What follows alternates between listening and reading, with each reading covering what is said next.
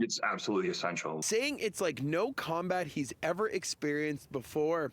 A soldier who trained in Manitoba for almost a decade and is preparing to return to the front line in Ukraine says now more than ever support from the masses is needed to expel the Russian invasion.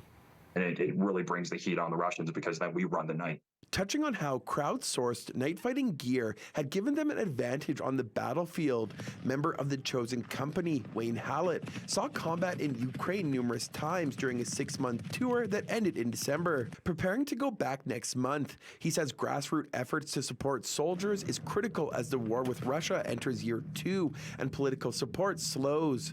Equipment and resources going quick on the self-funded missions. We still need a lot of kit. Like a lot of kit gets destroyed. A lot of kit gets lost. It's a casualty of war. Canada's Defence Minister Bill Blair announced this week Canada will be sending 800 drones to the war efforts in Ukraine for surveillance, intelligence gathering, and to move equipment. And it's currently working to send more ammunition. But Rachel Jameson with Protect a Volunteer says governments, including Canada, have to do more.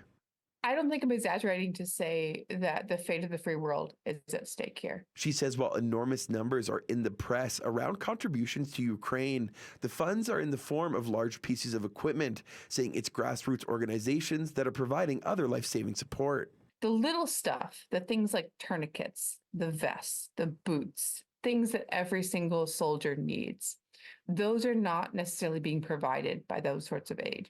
So it comes through grassroots aid, it comes through NGOs. She's heard from people involved in combat who says the body armor and other pieces of equipment that have been provided has saved lives, especially at a time when government aid is becoming less reliable.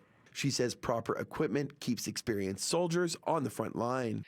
That is game-changing in the war. In Winnipeg, Morgan Modjeski, City News.